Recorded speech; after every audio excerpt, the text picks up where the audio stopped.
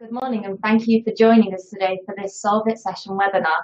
My name is Rachel, joining us from Belzona's marketing department. And I'm Henry, I'm from the engineering services department. And later we'll be joined by Belzona's commercial director, Steve Cooper, for our Q&A session in about 20 minutes. So if you do have any questions at any point during the webinar, please type them into the chat and we'll answer them at the end. Today though, we're going to be focusing on concrete, or more specifically, damaged concrete. We'll look at some of the most common damage mechanisms which affect it. We'll put it to the test versus Belzona materials, and we'll examine a number of case studies from floor to ceiling where concrete was repaired with our 100% solids epoxies. So without further ado, I'll pass you over to Henry to look at some of the problems associated with concrete. Okay, so the first bit we're looking at is, as Rachel said, the problems that are associated with concrete and how it becomes damaged, or the damage mechanisms. So the first one we're going to look at is freeze-thaw damage. This is, again, a very common issue to find throughout industry. So this occurs mainly at the lower end of the temperature scale. As the moisture gets inside the concrete itself, that freezes, and obviously ice takes up more volume than water. So as it freezes, it expands inside the concrete, and then it effectively pushes the concrete apart from the inside out.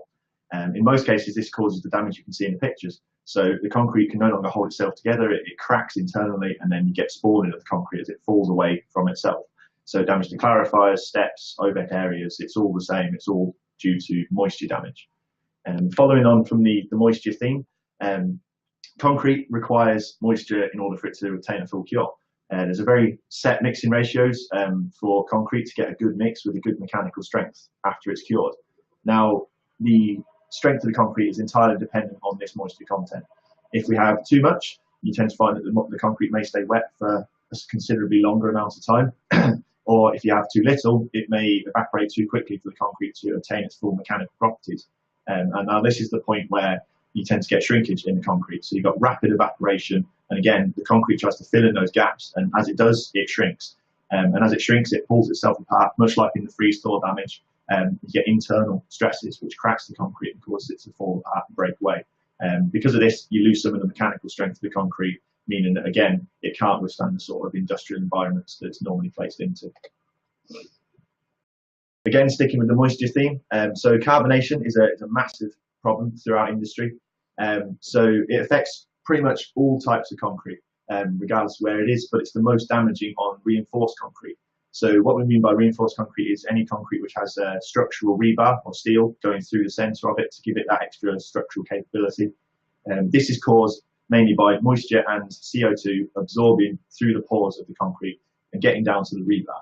Now, concrete is normally quite alkaline in nature, and what you find is that the passivate layer that sits on the top stops the corrosion from happening. If you lower this alkalinity and make it more acidic, you lower the pH level of the concrete, you tend to find that the passivate layer disappears. And once this disappears, it's effectively like not having a coating anymore. That rebar starts to corrode, the rust expands inside the concrete, and exactly the same as the freeze-thaw damage and shrinkage damage, you get spoiled concrete as a result. And this then exposes the rebar, which then causes it to rust further, and it's a vicious cycle at the end of the day. More on the mechanical side of things, so we have abrasion. So abrasion is a major issue in an area which involves heavy machinery or types of transports. Heavy duty materials that are used, and then repeated contact causes this concrete layer to wear down over time. But as you said previously, this allows the moisture to penetrate further into the concrete. And again, it's another cycle. So you remove that top layer, moisture gets in, that damages the concrete, that next layer gets removed, moisture gets in, and it's just a vicious cycle afterwards. So you get wear, repeated contact and wear over time. As I've already stated, concrete is a very alkaline material, so you change the pH and it messes about with the binders inside the concrete itself. So this can actually cause it to lose its mechanical properties purely from contact with a chemical of some description. So you change the pH level, you affect the binder of the concrete, and if you affect what holds the concrete together, then it's either going to dissolve into the chemical itself, or you're going to lose your mechanical properties. So if they're reduced, you'll find again that impact damage, abrasion, freeze-thaw damage, shrinkage all become a major issue and become much worse in the presence of certain types of chemicals. And then finally, as you can see in the pictures, impact damage. So concrete is known for its fantastic compressive strength. So you can hold a tremendous amount of weight over quite a large area without any sort of mechanical failure. The problem comes when all of this force is all concentrated onto one small area rather than spread across a sizable area instead. So this impact force can be enough to fracture the concrete completely, or in a lot of cases damage it just on a structural level. So once the damage has taken place, as you can see in the pictures, it's going to be very easy for moisture to then get into the concrete, and again, it's starting that vicious cycle of damage and then moisture ingress, which causes carbonation, shrinkage, freeze-thaw, and all the damage mechanisms that we've just discussed. Okay, so now we've explored some of the issues that concrete can experience, we want to look at the solutions, how to fix it. Like-for-like concrete repairs are often favoured, but these often struggle to adhere to the existing substrate. Besides, what's to stop the same damage from happening again? Belzona has created a range of 100% solids epoxies for mortar repairs as an alternative to traditional rebuilding. These epoxies are designed to restore concrete structures, protecting them and prolonging their lifetimes. And rather than individually trying to solve every one of those issues Henry was just discussing, Belzona have created just a handful of versatile systems which can be used to treat an infinite amount of problems. So our solutions are designed by area to cater them for the necessary repair. So, for example, overhead and vertical damage can be repaired with our lightweight mortar, Belzona 4141. For large areas, we have Belzona 4154, a bulk fill material. Smaller repairs can use Belzona 4111, our classic nifty mortar repair composite. Or if you need to screed an area, Belzona 4131 was designed for that. Our materials can also protect against chemical attack. Belzona 4181 is a chemical-resistant screed, or you can use the coating Belzona 4311 on top of another material.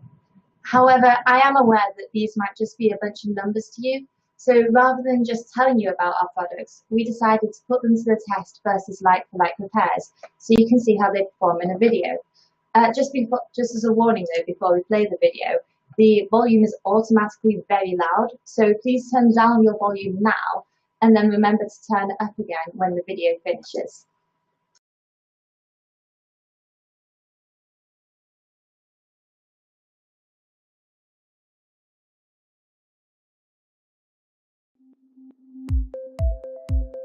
Concrete is the most widely used construction material in the world.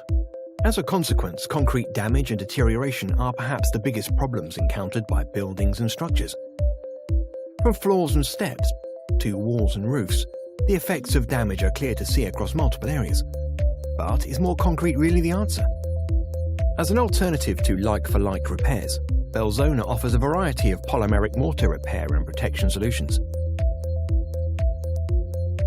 These materials offer superior application and performance benefits.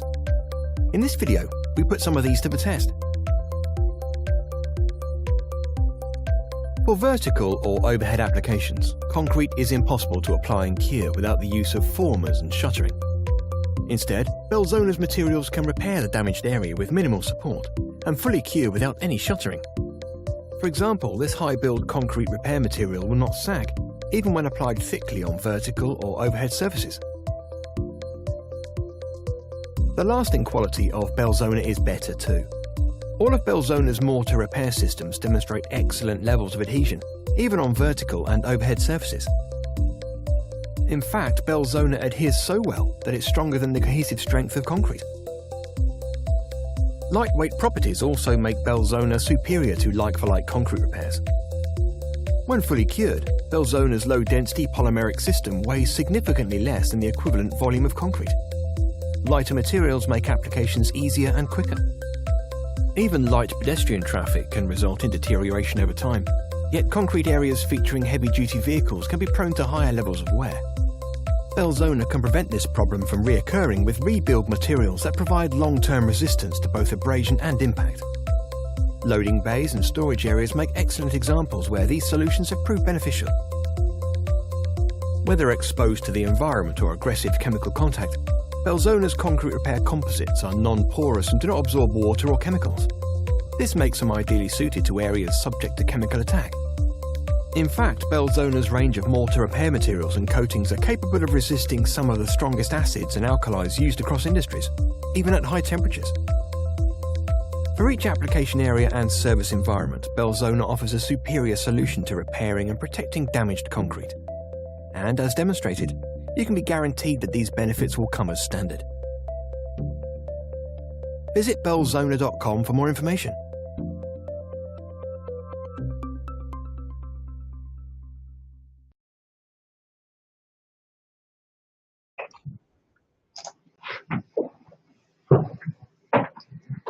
So that video was all real results, no movie magic to make the Belzona come out on top. However, we also wanted to show you some case studies from around the world so you can see how Belzona can be used in practical, real-life scenarios.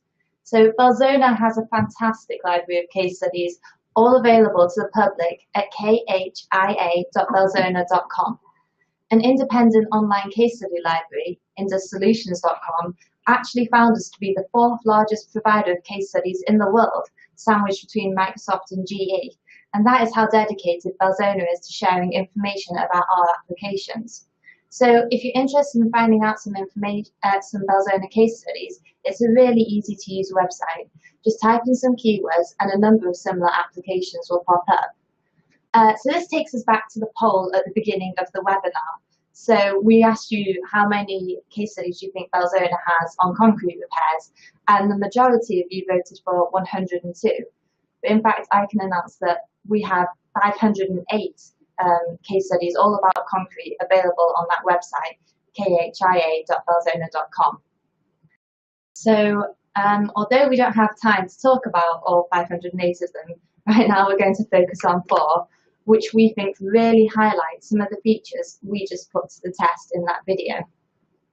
Okay, so the first case study we're going to go through is to do with the floor areas. So the one thing we're looking for from a product to repair a floor area is mainly long-term durability. You want to be able to apply the product onto the floor and to leave it to do its job for a considerable amount of time after the application. So the first one we're looking at is inside the freezer of a meat factory. So this is a good example of the type of damage you find literally all over the world in large industrial areas which are built primarily out of concrete. So the concrete we're actually looking at inside the freezer on the picture is about 40 years old. So considering the service time it's been in for, it hasn't actually done that badly. However, if the customer left this completely untreated, obviously it's going to cause some significant problems in the future. When we faced the customer and said, well, how are we going to go about doing this? They said, well, we've got 3 issues we need to overcome first. The first one was they needed 24/7 forklift access to the area. Second problem was that there was multiple areas, so it's not just the one. And they also only had 3 days to complete the application. Obviously, using concrete to fix this, you'd have to have that minimum 28-day cure time before you get your mechanical strength to allow this to go back into service. Obviously, that's unacceptable throughout the 3-day window. So Belzona was chosen, and the first stage of any application is normally surface prep. So we're looking for a surface which is clean, a surface which is dry, and a surface which is firm. In this case, roughness is not required because the surface was rough enough already. So you avoid the need to use machines which may incorporate difficulties in terms of hand-arm vibration values or HAV values. So that was avoided completely. The product itself we used was Belzona 4154, bulk fill resins and an aggregate to pack out the main section of the repair itself. And then Belzona 4111 was applied on top of that surface to give you your mechanical properties, compressive strength, tensile strength, impact resistance, and general dilute chemical resistance as well. Now we'll move away from the floor areas to secondary containment. So this could be a bund or a secondary storage where if something leaks out of a primary storage tank, it goes into this area. So the one thing we're looking for mainly is excellent chemical resistance from our products. The application we're going to look at is a solvent extraction plant in a mining facility. So what they had was they removed the copper ore out in the mine, and you find that you've got the copper in with lots of different impurities. In order to extract this copper, they dilute it dissolve it into sulfuric acid. Obviously, introducing sulfuric acid into concrete is never a fantastic idea. Over time, it will break down and wear away. So the 2 problems they faced with this, one was the sulfuric acid, and the second one was that they had this sulfuric acid mix at 50 degrees centigrade. So it's not a cold mixture either. And as we know, the hotter the chemical gets, generally the more reactive it tends to get. So the concrete was beginning to break down over time. And once it broke down enough, eventually that sulfuric acid could find its way deeper and deeper into concrete and cause more severe damage to it. So it seems like quite a complicated issue. But fortunately, the repair was relatively straightforward. Again, after surface preparation, clean, dry and firm, Belzona 4111 was used to restructure the concrete. Anything that was damaged or anything which needed rebuilding back to its original profile was rebuilt using 4111. And then Belzona 4341 was used, which is designed for hot inorganic acids to protect the surface from further damage. So this prevented the sulfuric acid from even getting to the concrete or getting to the Belzona underneath in the first place. And if you can prevent it from getting there in the first place, you prevent the damage from happening. The customer was so happy at the end, after the coating job was finished, that they actually supplied this and applied this onto 100 other containment cells as well, just proving that the solution was one which they were very much looking to invest in because it was a workable solution. So next we're going to be looking at a case study where a solution was needed which would be able to bond to cracked concrete, as previous traditional repair attempts had failed due to poor adhesion. So this was at a church property where a balcony was seeing cracks due to its natural movement over time, and these cracks were allowing water to seep into the substrate. Originally, the client tried to repair the balconies with a sand and cement mixture. However, the adhesion of these materials was simply not good enough and they failed. The client wanted a solution which would be long-term and cost-effective, so turned to Belzona. For this application, the screed solution was specified, Belzona 4131. This was because of its outstanding adhesion and ability to feather edge, so this was used to repair the cracks. And then to fully waterproof the balcony, Belzona 5811 was coated on top. This also left an aesthetically pleasing finish on the balcony. And finally, we've reached the top of the building, ceilings and vertical walls. And we're going to be looking at our material, Belzona 4141, which has excellent lightweight properties. So as you heard in the video, Belzona can repair vertical damage of up to 127 millimeters and overhead damage up to 76 millimeters. And this is with minimal or no former usage. And these properties made Belzona 4141 an ideal solution for this case study at a severely damaged office building where hundreds of repairs were needed. So at this office, literal chunks of concrete were falling down from the facade, which is obviously a massive health and safety risk. A full repair was necessary, which Belzona was able to provide with just the one product, Belzona 4141. In total, over 300 vertical and overhead repairs took place around the building over about 3 months of working weekends only, which is quite fast considering. And then the office was completely restored, with minimal disruption to its everyday operation. A final reason Belzona 4141 was chosen was because it can be tinted. So in this instance, the red tint ensured the system blended into the office's facade, and these repairs were barely even visible. So all of these case studies that we've just been through, all of these products that we've suggested already, they all have their own individual merits. So 4141 is lightweight, 4341 is chemically resistant, 4131 is abrasion resistant, impact resistant, that sort of thing. But a lot of these products also share common features throughout as well. So most of the products are two-part materials with relatively easy to follow mixing ratios. There's no volatile components inside the products. They all exhibit good mechanical strength. The magma polymer screeds can be feather edged. So it's not a case of every single product has a very specific use. And they are good generally across the board, but also having specific areas like the 4141 lightweight, where they can be used for very, very specific problems. Now, if you're confused about maybe a product or a type of application, and you wanted more information, we have the Belzona website, but we also have the Belzona TV YouTube channel. It's a very, very good source of information. Currently, there's different videos on different types of applications, ones that are product specific. There's the In Action series, which is related to our case studies. So rather than just still images, you get a video relating to the case study as well to tell you from start to finish how they've completed the application. And we also have the how-to series, which is for specific jobs, what products you need to use, preparation, application, mixing, everything you possibly need to know. And if you maybe need it in another language, a lot of these videos are also offered in the languages you can see in the bottom right of the screen at the moment. So chances are that there's going to be a video for you guys if you're using a Belzona product in the near future. The latest video to be put onto the YouTube channel is that Belzona versus concrete put it to the test we just showed you. So it was a world exclusive when we showed it you before, but it's now available at youtube.com/Belzona TV if you'd like to watch it again. So we hope we've given you a good overview of some of Belzona's 100% solids epoxies and how they can be used to effectively repair concrete from floor to ceiling. If you want more information after our Q&A session, you can check out the website. There you'll find links to your local Belzona distributor. As you can see by the map, we are well represented all around the world. But regardless of whether there's a little flag in your country, there'll always be someone dedicated to helping your region with our materials. So thank you for watching, and now it's time for our Q&A session. So I'd like to introduce Belzona's Commercial Director, Steve Cooper, to help answer some of your questions.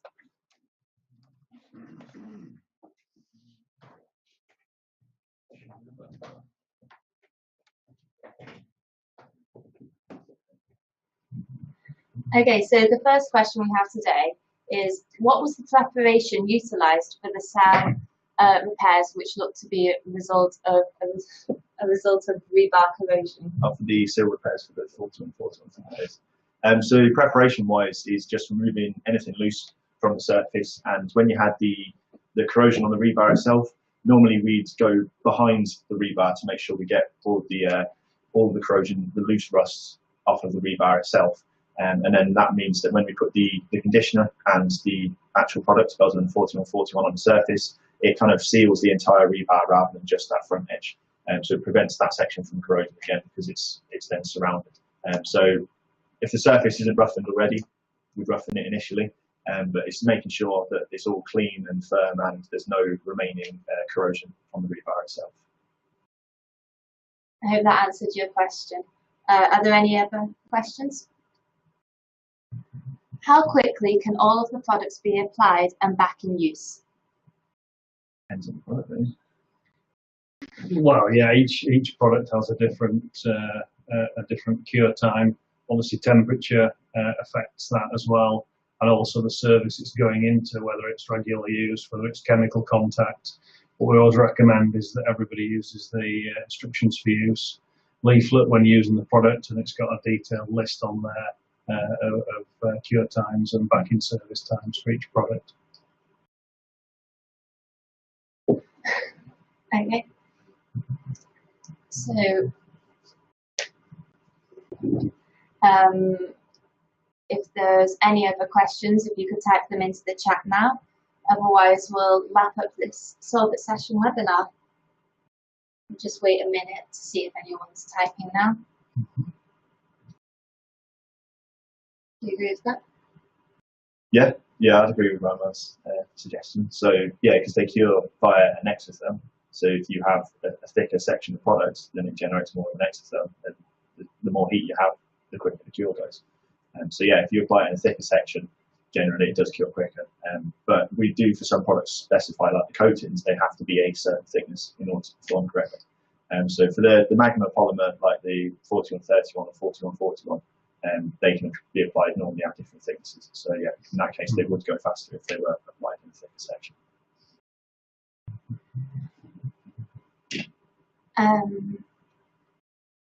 Okay, so I had a customer yesterday who needs 4141 as they cannot suffer HAV anymore. 2 days to flat repair. Yeah, I think I mentioned it briefly. So some of the repairs, we require a rough surface in the first place. But if you have an already rough surface, the conditioner gives you a lot of the adhesion. So what you tend to find is that the need for roughening is minimal. So you won't need to use the big machines. You don't need to worry about hand-arm vibration issues at all. Yeah, because obviously hand-arm vibration is a big issue. Most of the machines you can only use for an hour maximum per day. So you're quite limited, hence why it took them 2 days to do the prep in the first place. And then for a 4141 repair, if you're doing an overhead, it's again quite difficult to get the machines to the area in the first place to do the repair. So you want minimal preparation time, but as long as you've got the clean, dry, firm that we always ask for, then you can apply the 4141 with the minimal roughening of the surface as well. Surface preparation is reduced because you can feather edge the materials, so there's no need to cut out and cut back or rebake concrete to a shouldered edge to infill. So as long as Henry says, it's clean, dry and firm, you can use the material and feather edge it to a finish. We've had a question, how to repair dynamic crack in concrete with your product? What's the question? So that, So I guess that means if you've got a crack that's still propagating in concrete. Yeah, I mean, I don't know the context of the question necessarily, but if you've got, you would need to terminate. You would need to make sure you've terminated the crack. Don't know whether the person asking the question can send in some more details about the application or photographs. But yeah, if there's a potential for a crack to continue, you would want to terminate the crack before you attempt to repair. okay. So I think that's all of the questions for now. So thank you all for attending. There'll be a recording of this webinar available on the blog, which is blog.belzona.com. But thank you for attending, and we'll see you soon.